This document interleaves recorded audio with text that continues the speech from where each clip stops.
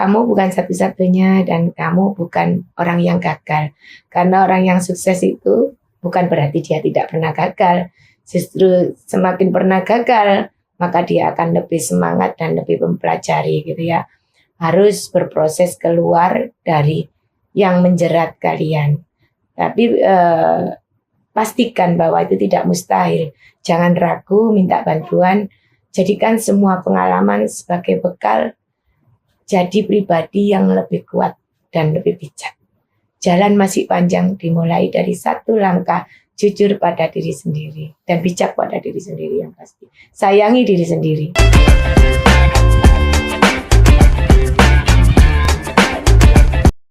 Halo Empower, selamat datang di podcast Suara Rakyat. Kali ini sama Fanhar dan ya kalau kita bilang kondisi sekarang itu kamu klik, foto, bisa dapat duit gitu kan, pinjol. Ya boleh sih, tapi kalau itu kepentingannya memang benar-benar urgent atau produktif. Kalau buat konsumtif kok kayaknya baiknya jangan ya. Nah, Fanhar pengen ngajakin kamu ngobrol soal itu Empower. Sama Fanhar sudah ada Bu Hajiah Dr. Laili Abidah SAGMM Bu ya, dari DPRD Jawa Timur Komisi E. Apa kabar Bu? Assalamualaikum. Baik, ketemu lagi. Iya benar, ketemu lagi, kita bisa ngobrol-ngobrol nih Bu. Kali ini saya pengen nanya-nanyanya soal pinjol nih Bu. Iya. Bu Laili pernah pinjol nggak ngapunten? Iya enggak lah. Lah kan, bener kan, pinjol itu kalau bisa jangan ya Bu ya. Iya. Tapi apesnya gini loh Bu, banyak banget anak muda yang sekarang itu gampang tergoda buat pinjol. Kalau menurut Bu Laili fenomena ini kenapa Bu? Iya, karena hari ini anak muda itu dalam tekanan sosial yang luar biasa ya. Karena mungkin pengaruh media sosial yang begitu kuat. Mereka sering membandingkan dirinya dengan orang lain. Jadi dia itu lebih berekspektasi kepada orang lain gitu. Sehingga mencari jalan pintas, kena iming-iming dari media itu, akhirnya dia mengambil tanpa memikirkan risikonya. Terpengaruh gitu Bu ya, Iya, lihat orang lain kok bisa sangat, beli ini iya. gitu kan, konsumtif. Ini jadi secara tidak langsung media sosial jadi pengaruhnya Bu ya. Jadi Iya. pengaruh media sosial terhadap budaya konsumtifnya teman-teman Gen Z, anak-anak muda ini ke kebiasaan mereka berutang sangat signifikan berarti Bu Laili. Iya, menjadikan masalah baru sebenarnya buat mereka. Oke. Pengaruhnya apa memang Bu yang paling langsung gitu Bu? Iya, mereka itu merasa apa ya, ingin tampil sempurna gitu ya, instant gratification gitu ya, mendorong untuk dia ingin membeli sesuatu seperti orang lain gitu, padahal sebetulnya dirinya belum mampu begitu. Jadi dia konsumtif tapi yang tidak pada tempatnya. Aduh, berarti mereka itu pengennya pamer dulu, bayarnya embuh nanti ya Pak. Iya. Wow, kalau kayak gitu serem loh. Berarti jauh dari prinsip sederhana. Nah, plus nggak ada sederhana-sederhananya Bu Laili. Kalau kayak gitu berarti secara tidak langsung akan ada pengaruhnya ke mental Bu Laili. Jadi ketika anak-anak muda itu flexing dulu, habis gitu ya udah pikir nanti aja bayarnya gimana, itu mempengaruhi mental mereka juga nggak Bu? Iya, budaya flexing ini sering merasa mereka ingin tampil ya, sepertinya dia tidak susah begitu.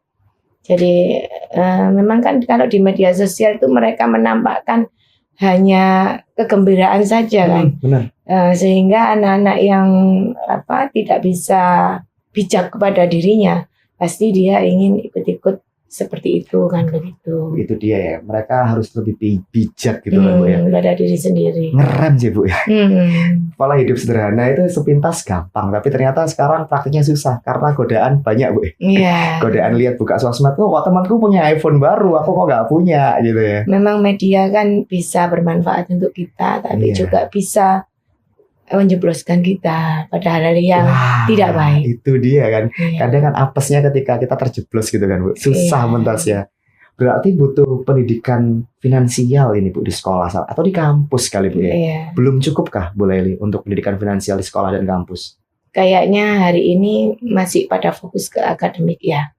Nah, tapi karena isu yang sangat seksi ini dan tentu banyak korban gitu, sehingga ada yang bunuh diri dan lain-lain.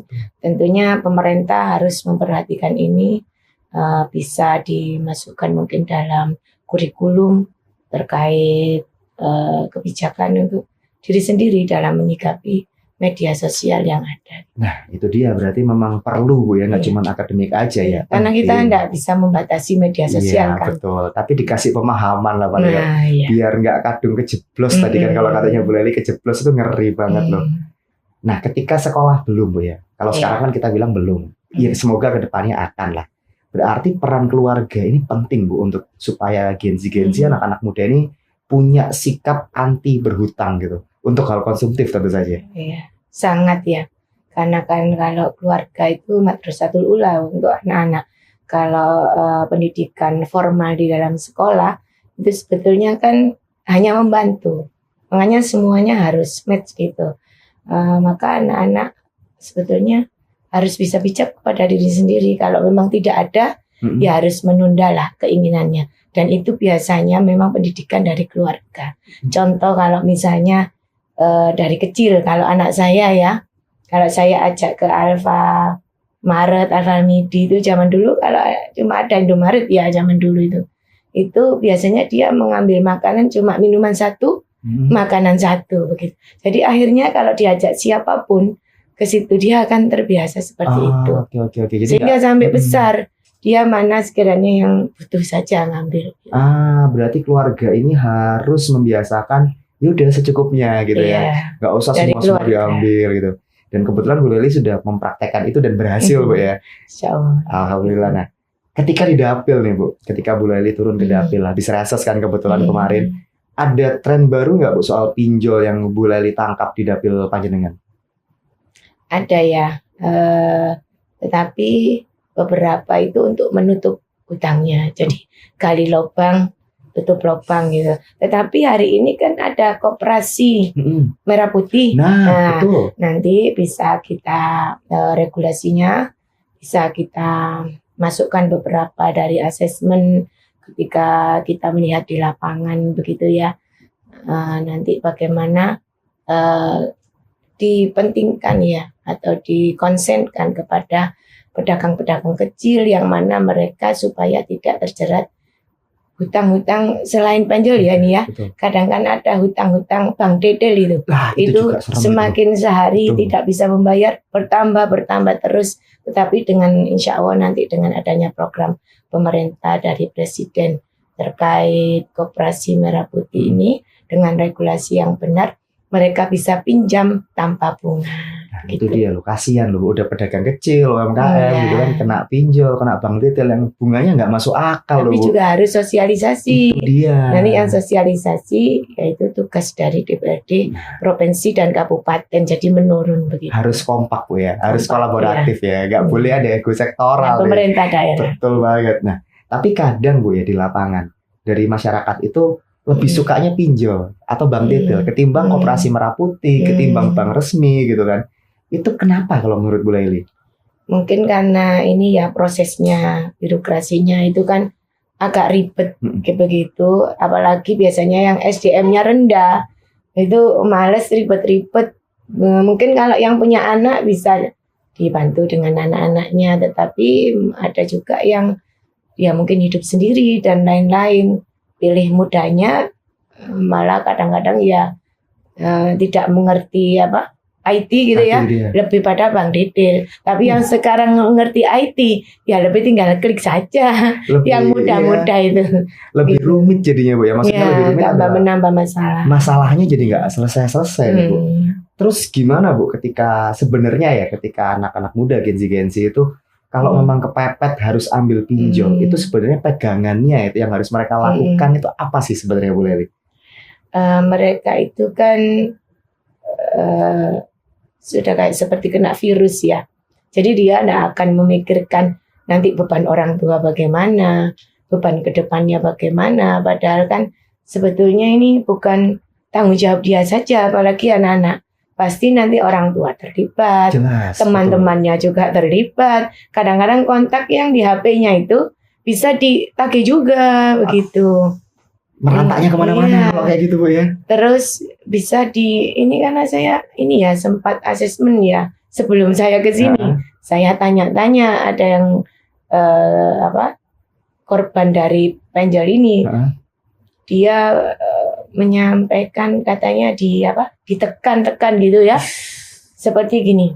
Kalau tidak membayar hari ini, besok kamu mati. Nah, seperti itu. Serem banget. Jadi akhirnya mungkin ada yang tidak terekspos ya, ada juga yang bunuh diri dan lain-lain. Gitu. Nah ini jangan sampai lah terjadi pada kalangan kita begitu. Ya, tapi kalau untuk yang sudah terlanjur nih Bu, yang Ya, sudah terlalu itu kecebur ini kan. buat pelajaran. Nah, ada nggak Bu cerita dari dapil panjenengan atau anak-anak muda yang Bu Lely tahu yang berhasil bangkit dari jerat utang itu ada nggak sih Bu Lely? Iya ada karena mungkin setelah melihat fenomena seperti itu ya, apalagi yang serem-serem seperti beberapa sudah mulai ketakutan gitu ya, sehingga lebih pada jadi dia berusaha menutup hutangnya itu sedikit demi sedikit dan memulai dengan usaha kecil dengan kerjasama UMKM. Wah, gitu. jadi kalau memang sudah terlanjur tercebur masih ada harapan, nggak boleh putus asa gitu Bu ya. Iya. Yang penting itu awalnya niat dulu gitu ya Bu ya. Iya. Nah, masih banyak empower yang founder pengen diskusikan sama Bu Lely soal pinjol. Kamu jangan kemana-mana, tetap di podcast Suara Rakyat.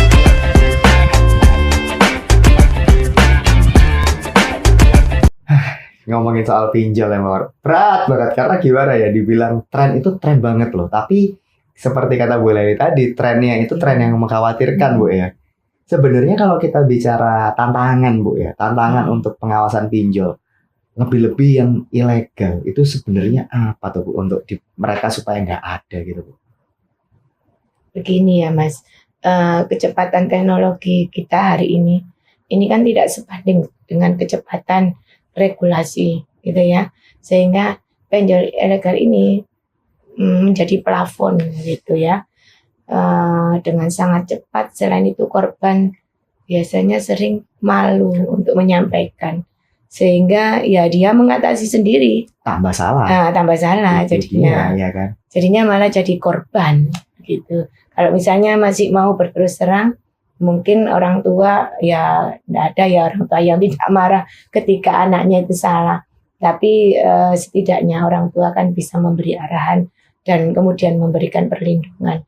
Tetapi dalam konteks umum hari ini itu masih banyak anak-anak yang takut sebenarnya karena memang itu membahayakan.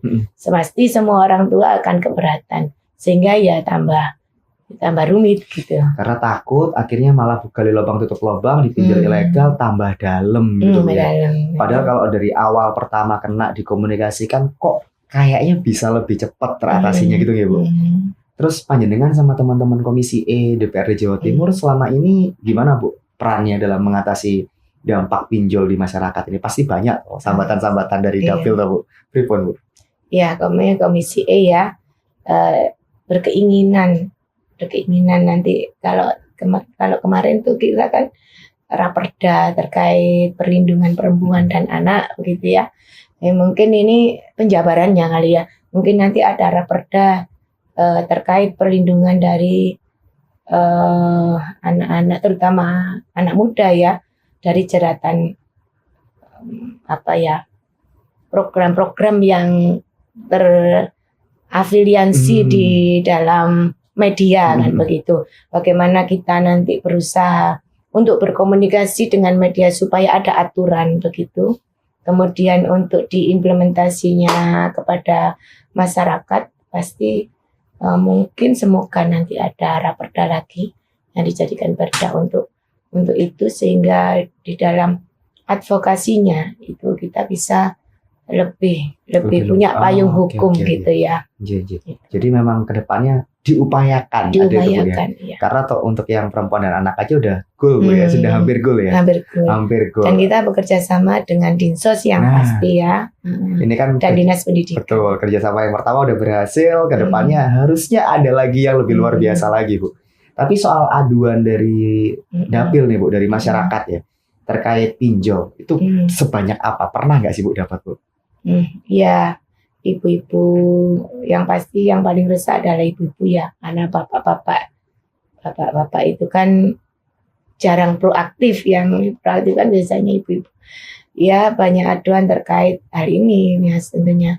Ya dari asesmen itu maka kita menginisiasi bagaimana ada payung hukum lah. Wih, ini ternyata korbannya di dapil Panjenengan ya banyak berarti Bu ya. Iya, sama enggak cuma di dapil saya mungkin ya. Kayak ini Mana-mana. fenomena nasional juga Iya. Bu ya. Kayak udah satu Indonesia darurat pinjol. Iya. Aduh, ini serem banget. Kalau kayak gitu berarti perlu loh Bu untuk teman-teman DPRD ini untuk supaya literasi digital sama keuangan ini bisa lebih maju lagi. Nah, itu kayak gimana Bu Laili? Iya. Yang pasti DPRD ini punya fungsi pengawasan ya. Kami bagaimana mendesak adanya anggaran setiap semua inisiasi itu pasti, apalagi kalau dijadikan payung hukum, pasti ujungnya harus ada anggaran yang disiapkan oleh pemerintah untuk itu, karena ada literasi yang bersifat edukasi, semua kan juga melibatkan beberapa elemen dan SDM tentunya. Yang pasti Balai Latihan Kerja itu harus mitra kerja kita yang harus bisa menyonding ini gitu ya. Memang akan anggarannya harus ditambah, tapi mau nggak mau, suka nggak suka, supaya Gen Z ke depannya selamat Bu ya. Iya, juga OJK ya, harus betul. memperluas jangkauan edukasinya. Ya. Karena kadang-kadang yang jadi korban ngapunten kasihan yang di pedesaan. Kalau yang di kota ya mungkin sudah semakin pinter ya, tapi yang di pedesaan ini yang butuh sentuhan lebih dalam kayaknya Bu ya. Regulasi yang ada sekarang, tapi kalau menurut Bu Laili sudah cukup tegas nggak sih Bu untuk menindak pinjol-pinjol ilegal itu sebenarnya? Sebetulnya kan ada ya, sudah ada, tapi mungkin tidak konsisten gitu. Iya. Dia perlu lebih gercep lagi, lebih stabil, karena di babat satu yang lainnya tumbuhnya banyak, mati satu tumbuh 1000 mereka ya kan. Berarti ini teman-teman regulator, teman-teman pengawasnya juga harus kuat gitu Bu ya. Karena pelakunya tidak ada aturan mungkin itu ya. Itu dia. Pelakunya susah juga ditangkap. Kadang malah nggak di Indonesia loh Bu katanya Bu. Ternyata diremot dari negara mana gitu kan ya, susah ditangkap kalau kayak gitu. Kayak kodok melompat, caplok ini mencolok sana gitu. Tangkap sini, cari pindah sana ya, gitu kan. Cari sasaran. Nah itu dia kan jadi bahaya. Tapi kalau boleh lah di-spill Bu untuk ciri-ciri pinjol ilegal yang wajib untuk kita semua waspadai lah Bu, supaya kita nggak jadi korban, itu pripun Bu Laili?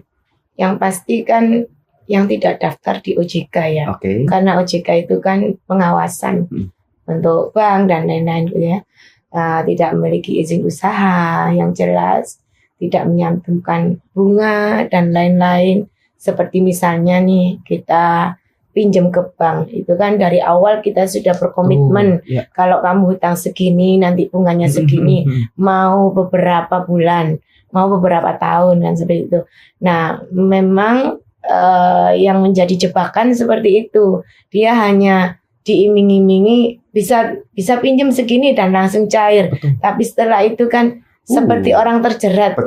Seperti orang mau dibunuh kayak gitu. Diteror terus kayak gitu ya. Saya tuh pernah lihat skemanya Bu ya, bunganya itu 50% lebih loh Bu, kan serem ya. Bisa 100% itu Mas. Bisa 100%. Iya kalau molor-molor terus gitu kan. Infonya seperti itu. Jadi sebenarnya kalau kita ngomong pinjol Bu ya, itu sama bank titil sebenarnya sama, cuman beda area aja ya. Yang satunya ada di biasanya ada di pasar-pasar ya. Kalau yang satu ada di handphone. Ini berarti kalau kita ngomong soal pinjaman online, cakupannya luas banget loh Bu. Yang butuh perlindungan itu juga nggak sedikit Bu Laili. Selama ini catatan Bu Laili untuk teman-teman pemerintah daerah, bisa nggak sih mereka ikut hadir untuk jadi benteng gitu, supaya nggak makin banyak nih korbannya? Iya, bisa Pemda nanti membentuk satgas ya, anti pinjol ilegal di bawah koordinasi Diskominfo dan Dinsos. Selain itu mereka juga bisa membuka pos pengaduan dan layanan konseling gratis untuk korban-korban. Wah, itu kalau bisa terwujud bagus sih Bu. Karena selama ini kan kok saya belum pernah dengar ada layanan konseling itu. Tapi itu penting karena ya seperti yang Panjenengan bilang tadi Bu, kadang korbannya itu mau cerita nggak tahu mau cerita ke siapa. Makanya harus ada ruang ya. Bener. Ruang untuk pengaduan. Gitu. Bener. Ruang aman supaya mereka bisa ya paling nggak sharing dulu lah. Tapi yang disiapkan oleh pemerintah. Pemerintah. Saya jadi penasaran nih Bu. Memangnya sinergi antara OJK, Pemprov, DPRD di isu ini itu sudah ada atau pripun? Iya, sudah mulai dibentuk ya.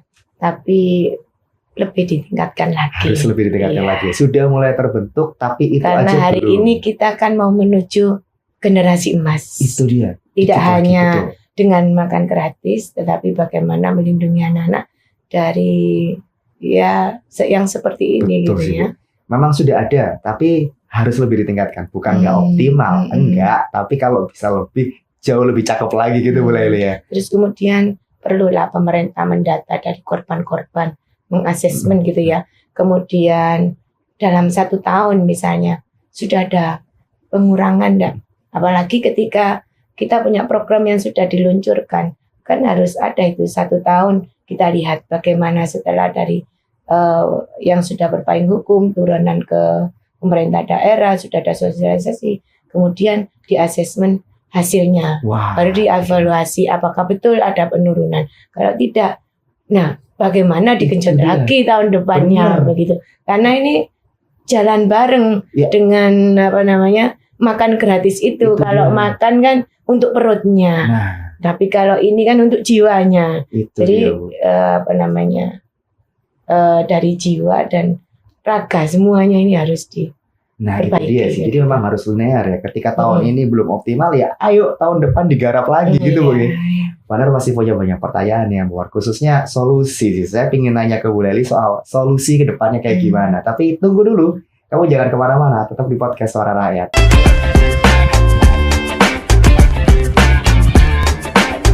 Kita lanjut lagi ya Pak War di podcast Suara Rakyat, masih bahas pinjol sama Fahnar dan juga ada Bu Lely di sini.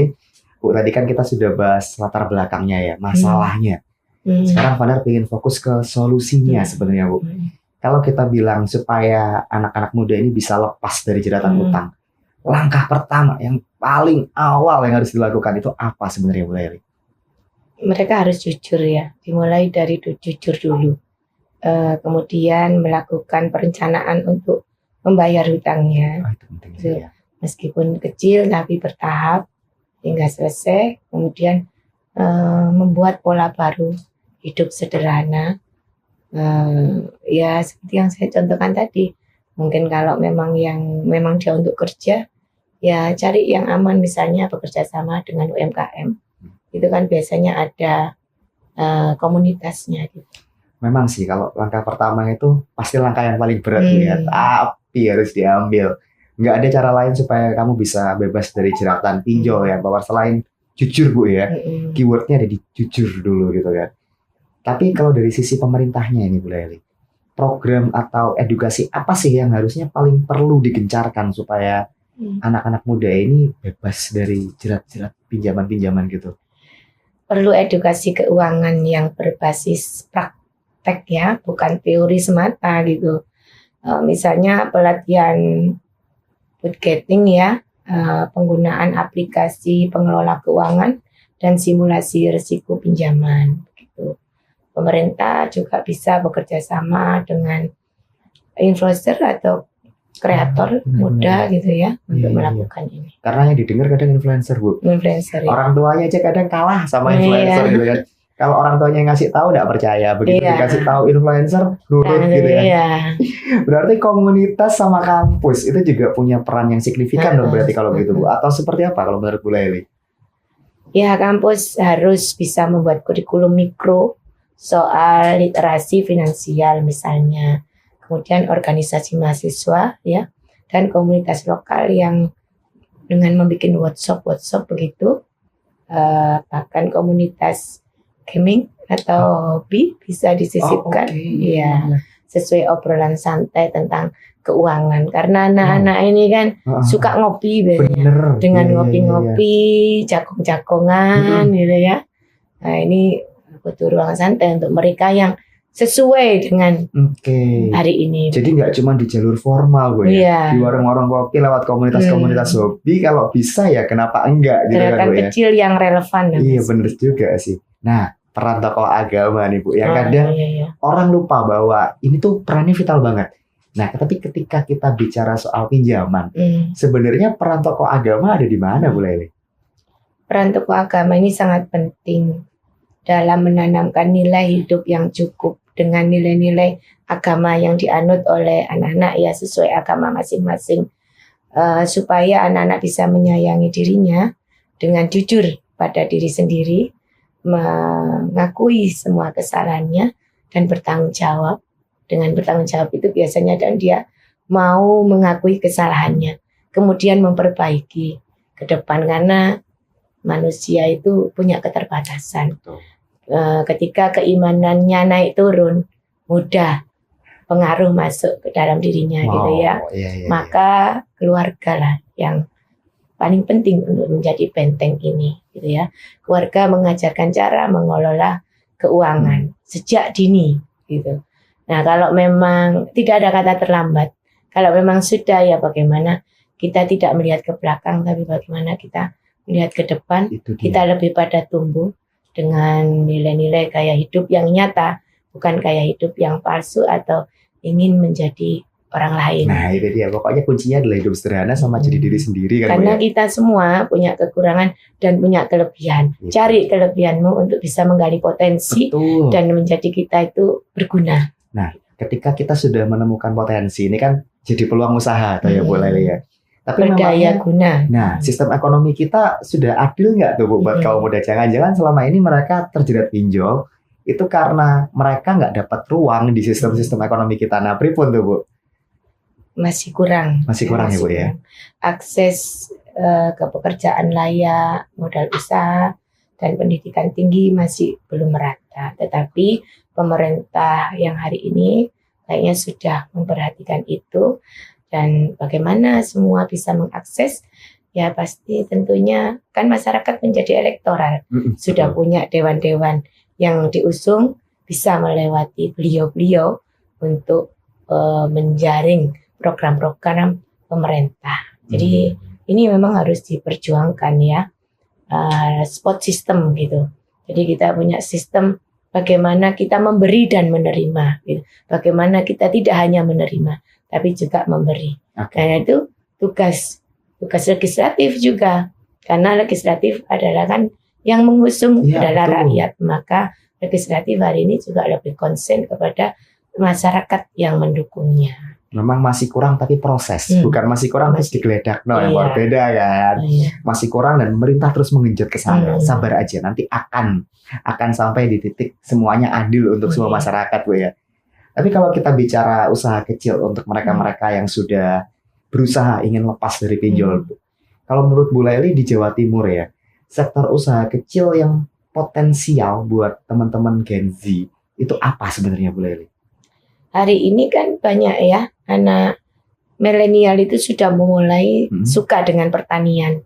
Iya, karena mungkin melihat orang tuanya berhasil lewat itu begitu. Kalau di dapil saya sudah mulai banyak gitu ya, mengelola hasil tani yang sudah dikelola dari orang tuanya, meneruskan gitu ya. Kemudian kuliner lokal, kafe-kafe kecil bisa bekerja sama dengan teman-temannya gitu ya, sampai ekoprint dan produk kreatif. Dia membuat konten-konten juga gitu ya.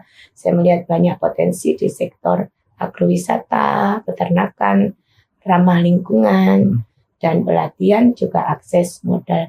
Anak muda ini bisa jadi pelaku utama ekonomi sebetulnya ya. Ekonomi di daerahnya. Mereka tidak hanya survive tapi thrive gitu ya.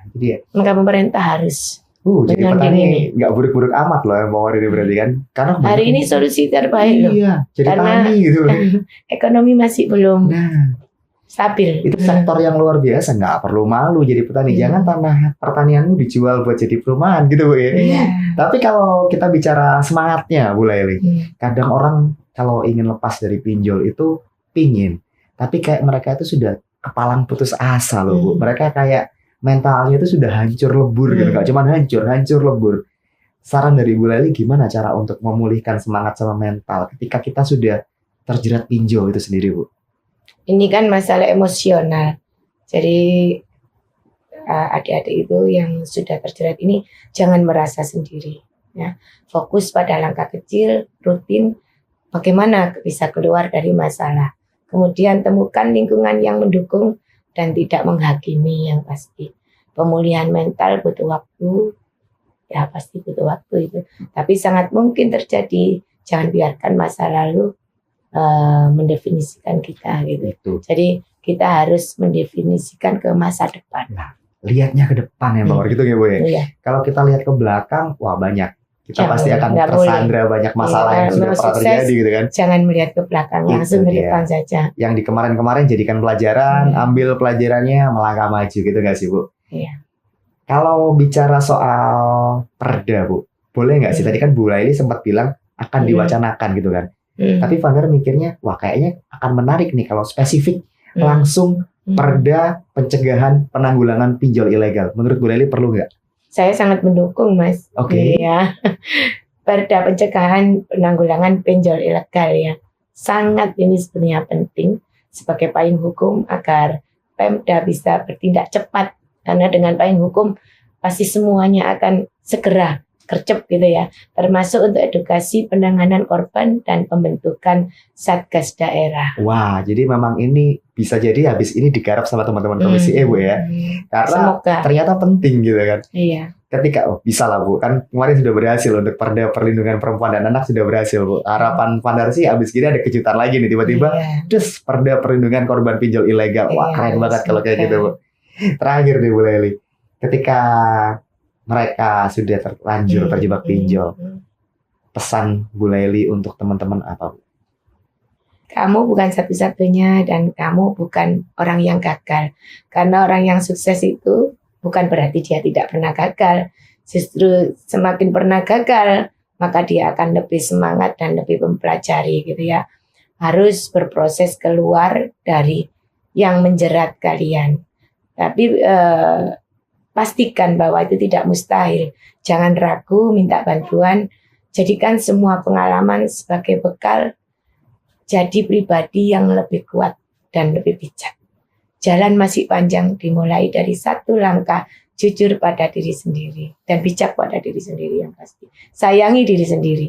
Nah itu dia loh bahwa jadi kalau kamu sudah terlanjur terjebak, nggak perlu ragu, kamu nggak perlu malu, bareng-bareng berubah bisa. Mulai dari bijak ke diri sendiri Bu ya. Setelah lolos tapi ya udah hidupnya sederhana aja. Jangan mengulangi kesalahan yang sama lagi gitu kan. Kamu perlu share episode ini ke semuanya bahwa kenapa? Karena Vander yakin ada banyak banget korban pinjol di luar sana yang perlu untuk kita rangkul, perlu untuk kita gandeng supaya mereka bebas dari jeratan pinjol. Gitu nih Bu Laili ya. Terima kasih ya nih Power. Vander pamit, Bu Laili juga pamit. Kamu wajib juga buat like dan subscribe karena apa? Masih banyak episode podcast Suara Rakyat yang lain dan kamu perlu banget buat tonton. Have a good day anyway. Terima kasih. Assalamualaikum warahmatullahi wabarakatuh. Bye-bye.